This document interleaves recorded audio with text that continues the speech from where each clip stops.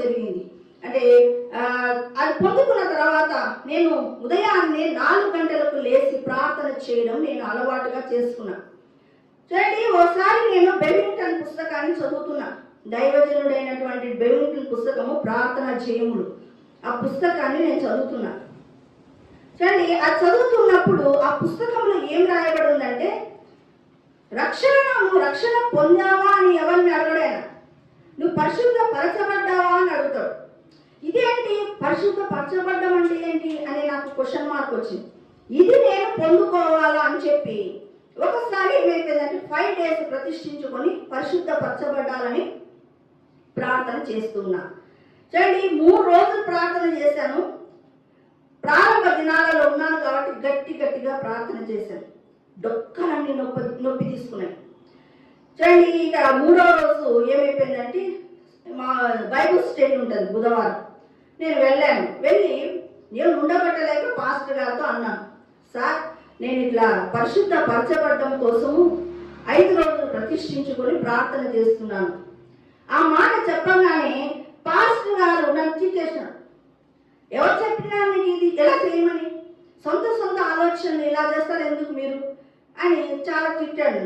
తిట్టి నాకు చాలా బాధ వేసింది. హృదయం ముందు ఏదో గాయమైనట్లయిపోయింది. సరే, నేను రిటర్న్ వస్తా ఉన్నా. అప్పుడు మన పాస్టర్ రవికుమార్ పాస్టర్ గారు ఏమన్నారంటే, నువ్వు ఏమైనా కానీ ఇప్పటికి 3 దినాలు కంప్లీట్ చేసావు, ఇక ఉన్న 2 దినాలు కూడా నీవు కంప్లీట్ చేయమని పాస్టర్ గారు చెప్పారు. సరే అని చెప్పి నేను ప్రార్థన చేసిన. అప్పుడు కూడా స్టార్టింగ్లో 5 days ప్రతిష్ఠించుకున్నప్పుడు నేను ఏమి చదవాలి ప్రభువా అని దేవుడి సన్నిధిలో నేను అడిగాను. అడిగితే దేవుడు బలమైన ప్రేరేపణ ఇచ్చి దానియేలు చదవమన్నాడు. దానియేలు 4 రోజులు చదివాను. 5వ రోజు ఇంకా అయిపోవడానికి వస్తుంది. అప్పుడు నేను అన్నాను దేవునితో, ప్రభువా నాకు ఏ మాట ఇవ్వకుండానే నేను లేస్తే గాన నా ప్రార్థనకు అర్థం ఉండదు, నీవు నాతో మాట్లాడు ప్రభువా, వాక్యము ద్వారా మాట్లాడమని దేవుని అడిగాను. అడిగితే అప్పుడు కరెక్ట్గా 5వ దినము లాస్ట్ ఎండింగ్ టైంకి వచ్చాను. దానియేలు 10వ అధ్యాయము 12వ వచనం మీద నా సైట్ పడింది. అక్కడ దేవుడు నాతో మాట్లాడాడు.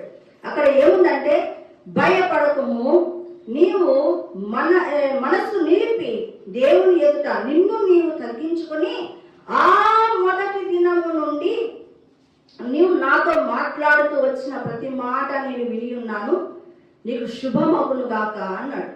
అక్కడ వాక్యంలో అది దానియేలుతో మాట్లాడాడు. ఇక్కడ చిన్న బిడ్డలైనటువంటి నాతో కూడా మాట్లాడడము జరిగింది. చూడండి, అది మాట్లాడిన తర్వాత నేను కొన్ని రోజులకే ఆ పాస్టర్ గారు ఏమన్నారంటే, హెప్సిబాను మేరీ ట్రీట్కి తీసుకొని రా అని చెప్పాడు. సరే అని చెప్పి మేరీ ట్రీట్కి నేను వెళ్ళడం జరిగింది.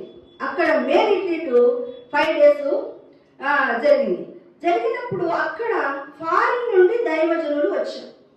ఆ ఫారిన్ నుండి వచ్చినటువంటి దైవజనులు అందరూ కూడా ఆ యొక్క 5 days కూడా ఏం చెప్పారంటే పరిశుద్ధ పరచబడ్డం గురించే చెప్పారు.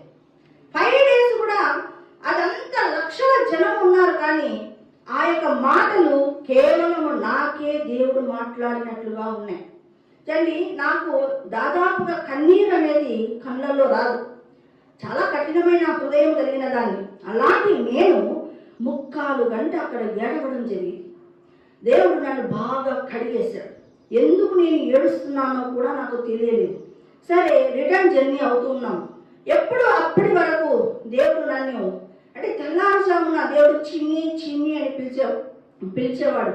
అంటే ఆ తర్వాత బస్సులో రిటర్న్ జర్నీ అవుతున్నప్పుడు అక్కడ నాతో దేవుడు మాట్లాడాడు. బస్సులో ఇలా పడుకొని ఉన్నాను. అప్పుడు అన్నాడు దేవుడు, రిమెంబర్ ఎవ్రీథింగ్ అని మాట్లాడడం జరిగింది. ఆ తర్వాత కూడా నేను పరిశుద్ధ పరచబడ్డం కోసం నేను ప్రార్థన చేస్తూనే ఉన్నాను. నేను పరిశుద్ధ పరచబడ్డాను అని నాకు ఎలా తెలిసిందంటే, ఒకరోజు తెల్లారుజామున దేవుడు నా యొక్క గదిలోకి వచ్చాడు. నేను ఇంకా పడుకొని ఉన్నాను. అప్పుడు దేవుడు నాకేమన్నాడంటే, పరిశుద్ధ పరచబడిన దానా 5 అయింది లే అన్నాడు.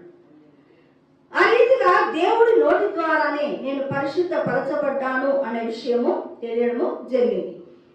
దాని తర్వాత నాకు అభిషేకము